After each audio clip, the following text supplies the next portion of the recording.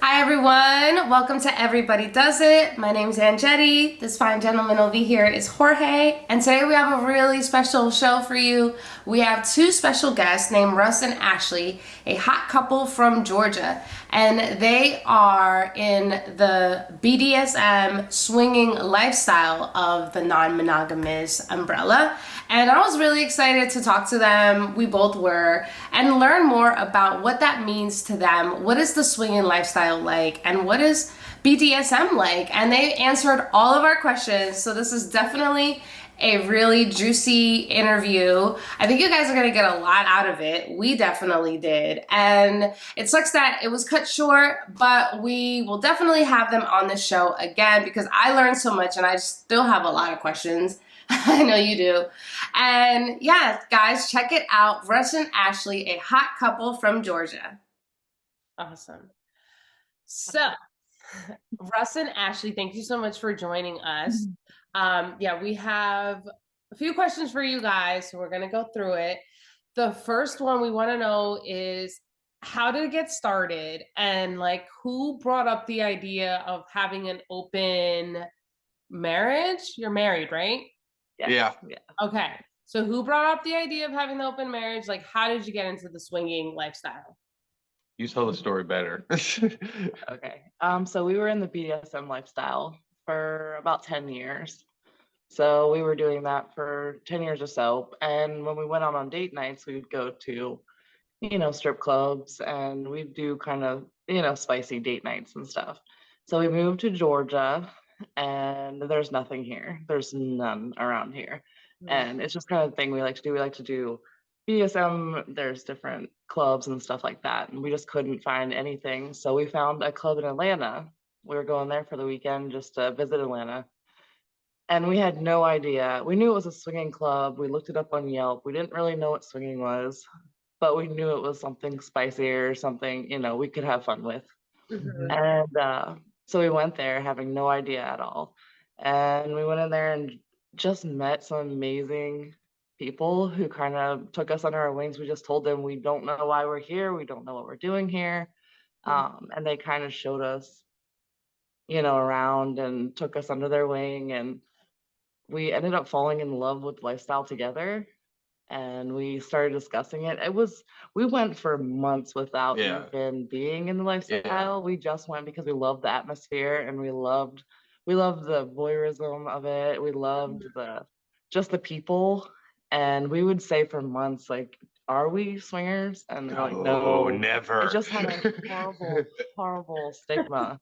And Yeah. just the word swinger it was just like, no, we could never. And then we were like, okay, maybe it is something that we might want to explore. And even before we would soft swap before we even decided that like maybe we are. It was maybe a couple weeks after our first full swap when we asked the question like, are we swingers? And again, I was like, no, like, wait. This is just a Time fun out. activity. This is what we're doing.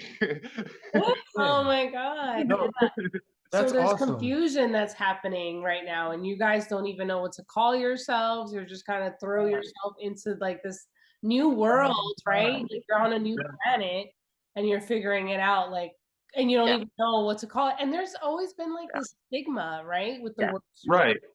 Yeah, like you think of that like 70s guy with the aviators and the dirty mustache. right. You And like know, like, hot wife. yeah. Yes. And I just want to give you guys a lot of praise right now because you said that you guys were in the BDSM lifestyle for 10 years prior. And Yes. you guys Right. are now still willing to still open up the doors to new experiences and Yeah. try new things at this point of your relationship. How long have you guys been together overall? 12 years? 13 years we've been together.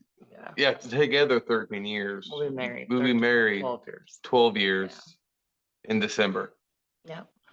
So we've Amazing. been together for about going on 4 years, 3.5 kind of. So Yeah.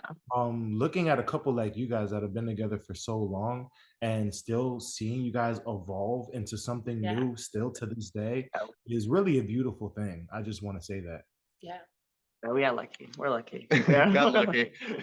Yeah, definitely. Do you think that it is like partially luck and then the rest of it is work, or do you think most of it is luck and then like a little bit of work? Like, because people are like, oh, luck, like you got lucky, or it's like, no, actually I got a little lucky, but then I put a lot of work into it. Well, it is like we have put a lot of work into our relationship, but then again, like, It's the easiest work I've ever done. right. It really isn't. I don't know. Everyone always says like you have to fight for your marriage. It's a fight. It's a constant struggle, and I just never really believed that. I don't know. It just kind of. I feel like he's my soulmate, 100%, and it's just. I don't think we got lucky, but I think the things in our life that made us find each other, that was a Yeah. lot of. I mean, there's no. statistically speaking, we shouldn't even know each Yeah, other we met online before it was 13 cool. years ago, and it was not cool. When it was not normal. Wow, yeah. Yeah, we That lived was 900 so miles scary apart. back then. Oh, it was terrible. Yeah, I mean, when we met, I mean, she lived in Pennsylvania, I lived in Illinois. Yeah, that was. We're from Pennsylvania. Mm-hmm. I grew up in New York too, but like We grew up in New Jersey. okay, yeah, I lived in New Brunswick for the half of my 6th grade year. Yeah, we were from like Trenton. Yeah. Wow. Okay. Yeah. Northeast girls, yep, all my life. Yep. So, have you been bringing your BDSM into your swingers experiences, or is it kind of something separate? Lightly, like we're treading lightly with it because when it comes to that dynamic, if somebody doesn't know what they're doing, it can be dangerous. You can actually hurt someone. Yeah. So like I am like very careful on like who I let touch Ashley. We know a couple people that know what they're doing that I let them like impact play and stuff like that with Ashley. It's a big trust thing for me to let her go with someone else like that because they could like hurt her. I mean, life and limb. I mean, there's some things that you can just it can be We dangerous. would love to do it more, but there is alcohol involved most Yeah. of the time when they're swinging, and that's one thing that you just don't want to include. And there's a lot of education involved. So Yeah. there's a lot of people interested, and lately we've been trying to figure out how to kind of bring both things because we do enjoy that a lot, Yeah. but we have kind of backed off of it a little bit now that we are swinging. Yeah. Just because of being uneducated, we're just afraid about stuff like that. There's like a curiosity about it Yeah, though in the There's a lifestyle. lot. Like, Mhm. but then they also don't like there's one thing like, oh, I like to be spanked Kinks. or kinks or stuff like that, and actually being in that dynamic, right? So that's It's something that we've been talking about lately, is that dynamic with kink and BDSM. So how did you guys get into that? And who was kind of the one that explored it first towards the beginning of your relationship? I was the one that really brought that one up in our relationship years and years ago. And basically it was, this is what I'm craving. This is what I would like from you. And we did, I mean, hours upon hours of research about, you know, protocols and safety and ways to communicate. I mean, the best part about that lifestyle is there are no fights. There's open communication. This is how I feel. This is why I feel it. And it's okay. What do we have to do to, fix that so you don't feel that way? There's no yelling matches because there's that mutual respect for each But other. it did help with the swinging lifestyle, bringing that all together. Kind of, it flowed so easy because we already had that going on for us. So it made it a lot easier to switch to doing. We just added. It was like adding something to it. Yeah. Yeah. So did you guys ever run into challenges at all? BDSM or swinging? Say BDSM, not really, because that was more or less just a us thing, right? When we got into swinging, we're only human, right? I still say everybody at some point in their lifestyle journey feels jealous. It's Yeah, not I was gonna ask that. Like, okay, have you ever felt jealousy then? right. That's what And that's everybody wants to know. absolutely. But it's not if you like, do you ever feel jealous? It's how you deal with it, how you communicate with it. I mean, we have safe words in swinging. Like, if we could be in the middle of a swap and if either one of us are feeling a certain sort of way, we'll safe word and we'll be like, guys, we got to take a break for a minute and we'll go take a sidebar. Which is, we use that in the BDSM lifestyle as well. We have the same safe word, the same, we've already had that established already. So it did help there for sure. Oh. No. Wow. So, you want to ask one of the questions?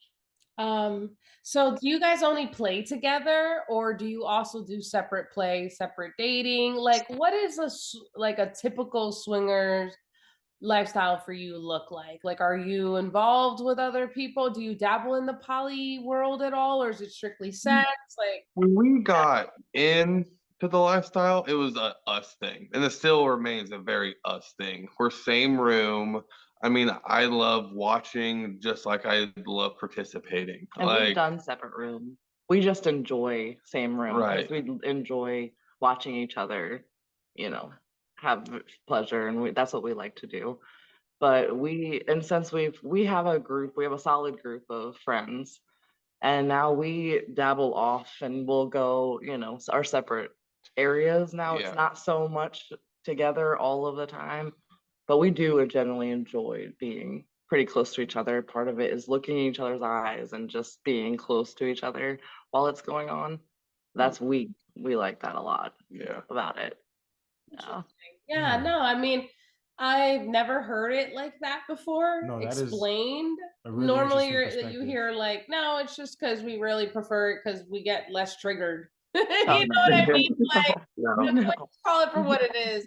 I think Yeah. that's beautiful though, that like you I are like watching him have, you know, enjoyment, and that's what I like about it. I mean, and vice versa, like I like to see the pleasure that she's giving another person, woman or man, you know. Like I like to see how they're reacting to her, how she's reacting to them, and vice versa for her. Yeah. yeah. That is compersion. Yeah, absolutely. Their definition. Like I gotta stir the pot though. Like I have to stir the pot with this question. All right. Just to kind of like test you guys a little bit, but it's fun. So what if one of you was out of town though, and you come across another person that you want to play with? Is that okay?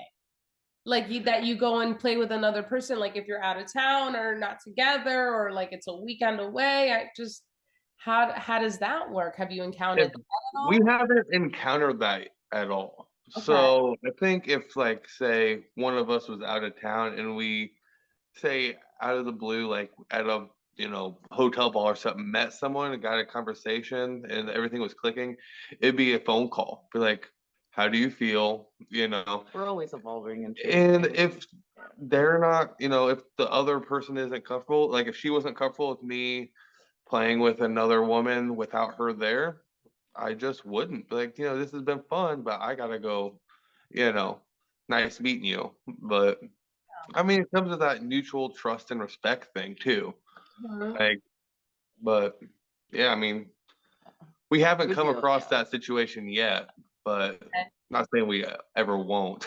Yeah, it's just a question that like people will ask us a lot, like, okay, well, what if, you know what I mean? And we've already established that like it's okay with us, especially. And we have friends that way too. Like we have friends that we've had that conversation. We're like, well, like if he's out of town and I trust him enough where he can play with her, but within our boundaries, So we know a few people like that, but we're just haven't come across that situation yet. Yeah. Yeah. So we've been very excited to engage with other people in the lifestyle. You guys are going to be the first people that are here on our channel. So thank you so much. Feel privileged. Yes. Something that I found really interesting was the Swinger Society events that you guys had on your Linktree. Do you guys want to talk about those? Well, our friends Dan and Lacey, uh, with Swing Nation Podcast, they have their own website, their own business, with which is a swinger society. When we first accidentally became, kind of blew up on TikTok, uh, they reached out to us and said, "Would you be interested in it? Would you, And so me and Dan had a conversation via text or back and forth, and we agreed on a lot of stuff. And so we said, okay, yeah. So we applied to be influencers. We became influencers with Swinger Society, Yeah. and Hmm. now we're just it's a really good group of people that's trying to push against that negative stigma of the lifestyle. Mhm. And then they throw some pretty cool parties in the meantime. Those are fun. Yeah, so I seen that two are coming up, one in January and one in March. Yeah. Yeah, those are next too. When you go to one of these parties, what do you expect? Yeah.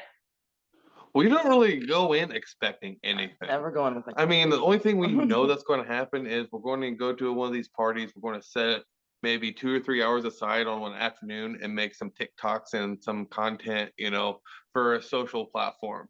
That's we know that's going So to it's happen work eventually. involved. Yeah. But other than that, we don't go expecting to, play with anyone. We go to just to have fun, and what happens happens. We've built some really good friendships and relationships with this big group. It's turning into this really big group of people. And they are genuinely amazing people that we all kind of feel the same way. We want to change laws. We want to change the way people see the lifestyle. We want to make it so that nobody's losing children and no one's losing their job because of being, adults doing private things in their own private, spaces with each other, consenting adults. It gets so Yeah. Oh, so I'm girl. stupid. I'm totally with you because I feel this sometimes this shame in being a mom and being Yes. style. I have my daughter's gonna be 9 next week. Yeah. I mean, Jorge has literally seen me crying like after like I was just coming 5 minutes ago, and I'm like, I'm such a bad mom. Yeah. Yeah. What am I doing? Like, you know what I mean? And it's bad Yes. because this stigma is so deeply engraved in us that like we're Yeah. doing something wrong and that this is shameful. And most of the time it's the adults that have a problem with it. Our kids, we Yeah. have 4 kids, all ages. We have almost 19-year-old, and then we have, our youngest is 6.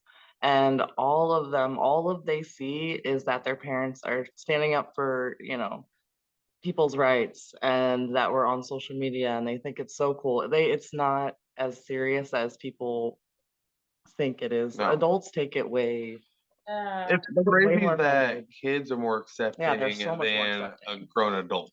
They Mhm. see us standing up for our, Yeah. selves and speaking up for other Yeah. people, and they see us out there, advocating and stuff, and they think it's so cool. I mean, based on their ages, they don't really understand. The Yeah. little ones don't really understand, but the older ones see us. Yeah, we've had conversation with the older ones about it, and it all boiled down to them asking like, "Are you guys happy? Yeah. Are you guys okay? Like together? Absolutely, stronger than ever. Are you guys safe? Yeah. That's all they care That's about. all they care about. That's all they care about. And we have friends within the swinger society that they've actually lost children Yeah. and they've had custody taken away because of the lifestyle and stuff. And we're trying to avoid that. That never should happen. Ever should happen. Right. It No, has that nothing to do really with has been like my fear. I'm not gonna lie. Yeah. Like I have thought about that too, and I'm just like, oh my gosh, should I just like come clean to her dad?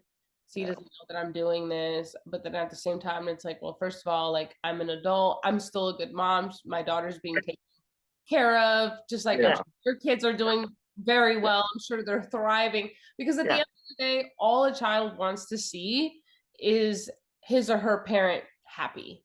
Yeah. Yeah. That's it. Yeah. All I wanted when I was a child, I just wanted my parents to be happy. You know what I Yeah. mean? So Yeah. Yeah. It has nothing to do with parenting at all, or parenting at all. No. At all.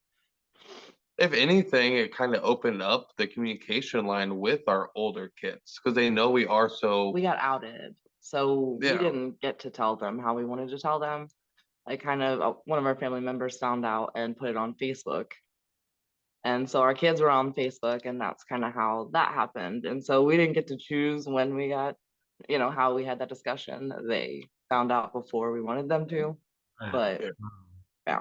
Yeah, we were kind of forced in the conversation. We didn't actually have the chance to like sit them down and have like kind of ease into it. It was, well, They've already seen it all. Yeah. What questions do you have? Yeah. But you guys seem like you're very comfortable with yourselves overall. You guys both seem very confident.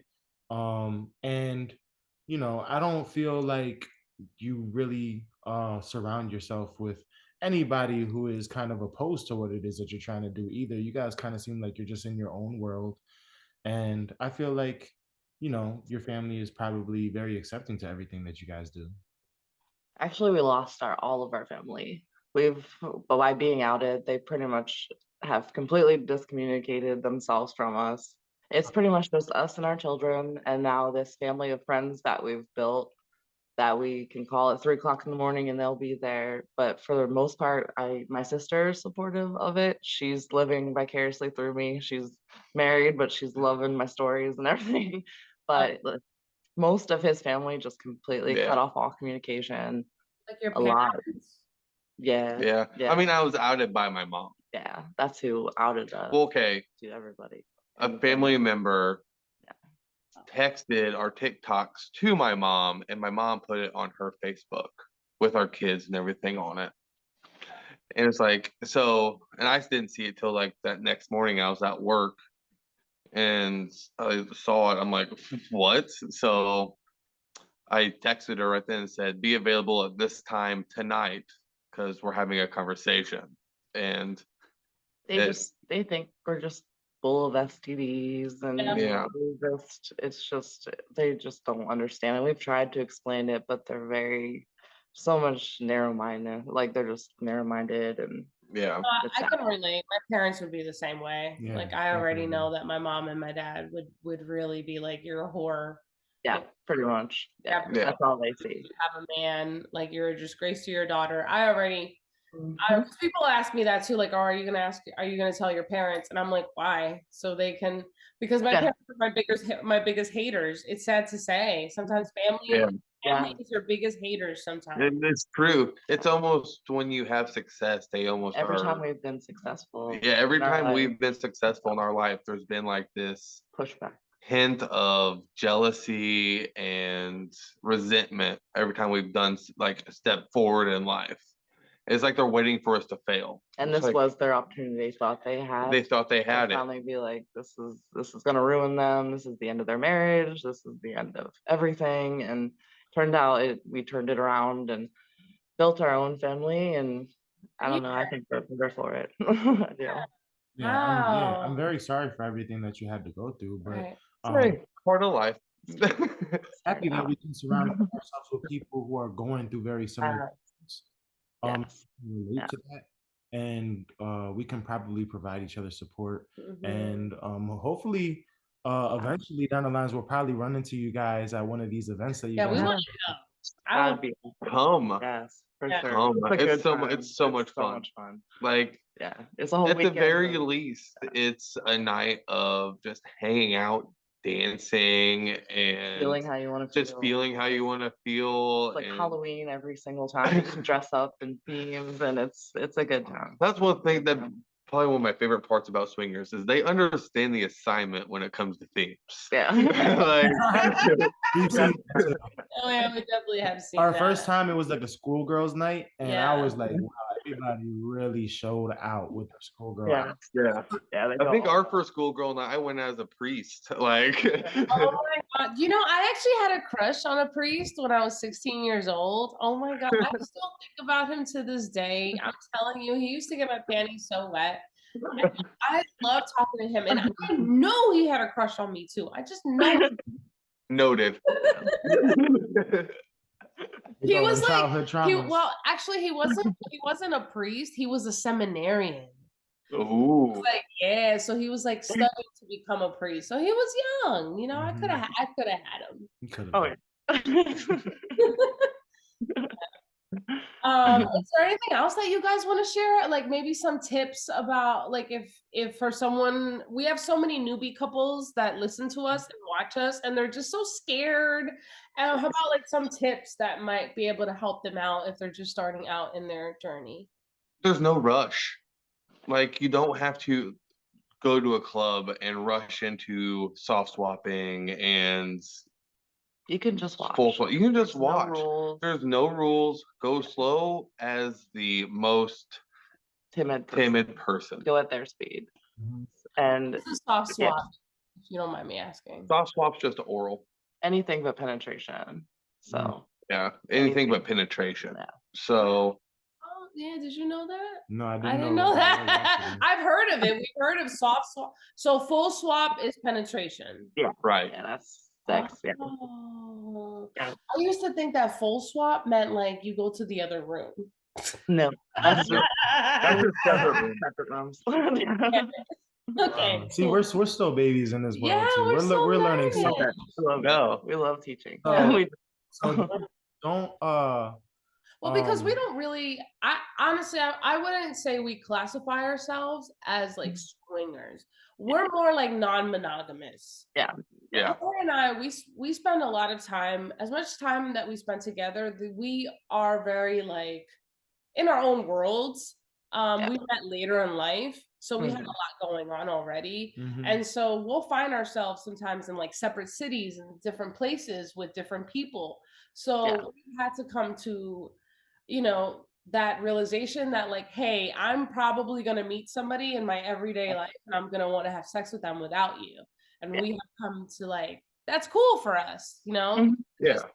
It will happen in our relationship because it's happened in the past. mhm. So we have played with a couple other couples and we have gone to swingers clubs. We're not like deep in there. You know what I mean? Like we're still kind of like, We're still figuring. And another thing is be picky, right? Don't be afraid to. Don't be afraid settle. to hurt someone else's feelings and sacrifice your own. I love that. Like, I struggled with that really hard at the beginning because it's the hardest thing for us anyway is finding a mutual attraction to a couple. There a lot of the times you'll find one attractive and one not, or you'll like one's personality and the other one you just don't. And the hardest time I felt the pressure to just do what I needed to do just because I wanted him to be happy. And that was at the beginning, that was a really big struggle for me.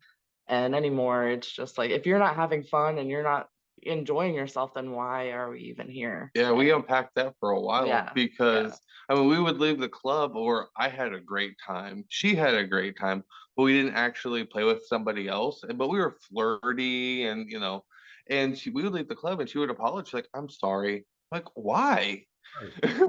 Why are you sorry? She's like, well, you didn't have, like, I had a great time. Stop. I wanted him to have like the best night ever and have, you know, what everything he always wanted. But it's so much better when we both are, you know. We're not responsible for our partner's happiness. That's one thing I relationship lifestyle is like at the end of the day, I can't really be so concerned with how much fun he's having. And it can't always be fair either because life. Exactly. Yeah, you have to just your expectations change definitely as you go through the journey and you start to learn that. And you know, he has fun on his own and I have fun on my own if we need to, or we can do it together. When we can do it together, it's like the ultimate goal, but it doesn't always happen that way. It doesn't. Right. I mean, that kind of happened a couple weeks ago. Like I was over here and I was kind of being flirty and whatever. And every few minutes I would just keep an eye out. I was like, see where my wife is. Yeah, and we're starting. She's to over just here just kinda, dancing by herself, feeling the music. We just kind of do our own things now. Before it was like together all the time. Yeah. We felt like we needed to be right there, experience the same thing at the same time. But now we're starting to kind of just separate a little. It is a very but the clock with this recording is about to end, but it was very fun. Thank you guys so much for getting on the Zoom with us. Thank you for having us. It's been some time, I but love we're it. definitely looking forward to speaking to you guys again. We're definitely gonna be Yes, everything that you guys are doing, and it's perfect. I learned a lot. yeah, Thank we you. learned a lot. You guys are so like open and vulnerable and really easy to talk to. So I really appreciate it because that's the type of energy that we are attracting. Yeah, so unfortunately, due to some technical difficulties, that episode got cut short, but we said everything that we really kind of needed to say for that episode. And it was a really, really good episode, especially for it being our first guest episode. Yeah, it was really fun to talk to them. Finally, getting some perspective from somebody else that have actually went through some of the things that we went through. Kind of, it's Right. everybody's journey is so different, and it's really refreshing to see people just do what it is that they want to do. Mm-hmm. And it was so fun. I would have loved to ask Russ what he was thinking about at the beginning, when they first started their journey off with BDSM, like what kind of cravings Did was he he have? having? Yeah, we had the dog back here. Auntie. Yeah, it's laying down. But what was he thinking? Mm-hmm. That made him, You want to know his desires. Yeah, like what were his desires? Yeah. Um, So Russ, if you're watching, which I'm sure they're definitely going to be watching this episode, what were some of those cravings and desires that you were having, and were they all fulfilled? Yeah, and I would love for them to walk us through like the whole BDSM world, because that's something that we've never really experienced at all. I know I haven't. Yeah. So I would love for them to tell us what kind of things happen in the dungeon. I mean, like, I have kinks, and I would say, like, yes, I've enjoyed some spanking and hair pulling. I have tied my partner up. I have whipped my partner. I've been tied up. I've been blindfolded. I'm blindfolded. I guess you didn't know. Yeah, so I've dabbled a little bit, but it's never been like professional. It's never been done in like a public setting of, more than two people. Yeah. It's always been like private. So Well, I mean, I think maybe a lot of their experiences were private too. So, maybe them just walking us through like what their BDSM life was like, because they said 10 years yeah, that they were kind of running through those streets. So I yeah, would love to hear about running it. through those streets. And you know what also is so great about them being our first guests, especially as a couple, is that a lot of people think that this is meant to fail. And a lot of people want to see this type of relationship fail. Whether they say it or it's a subconscious thing, you just see it a lot. People are like, oh, well, non-monogamous relationships don't last. Like, open relationships don't last. And it's like, well, first of all, you do realize that 50% of marriages end in divorce. So what does that say about marriage, monogamous marriage? So, and then on top of that, 70% of people in relationships at least one time will get cheated on or will cheat. 70%. So it just goes to show you that to assume that people who are swingers or in an open relationship are meant to fail, and then we have this couple who has been together for 13 years, that's a long ass time. You know what I mean? Like, I've never been with anybody that long. So it's great to see their success and to see that it is attainable. If you want it, you can have it. So, but I do believe it takes, it takes like the right couple. It takes the right two people who genuinely are like, no, we both want this. We both want to do this regardless of how challenging or difficult it may be. Right. And they are a very beautiful couple. Very beautiful souls. And like I said, looking forward to getting to have another conversation with them. Absolutely. And having more guests on the show as Hell yeah. we continue on our journey. Yeah. I love having conversations with different people who are just doing their own thing, living their own life, and hearing their perspectives. So if you would like to get on the show, reach out to us on Instagram. That's probably the easiest way to get in touch with us. Everybody Does It podcast. Yeah, if you haven't already, subscribe to our channel. Throw a like down there. Everybody Does It. Mm-hmm. It's all Everybody Does It. Everybody Does It podcast, YouTube. Pretty soon, sooner or later, we're probably gonna have like an Everybody Does It OnlyFans. I've been thinking about it. Okay. Yeah, I'm ready. So I'm ready. I think, I already had my own personal OnlyFans, but I'm thinking like, you know what, we could definitely do something too with OnlyFans later on, especially as the podcast continues to grow, because I'm pretty sure it will. Yeah, for sure. So, yeah. Oh, and also this week we were at Field DC. Do you want to talk about that, or should that be like its own episode? Should we just throw it in real quick? We can make that its own episode. All right, we'll make that its own little episode. But yeah, stay tuned.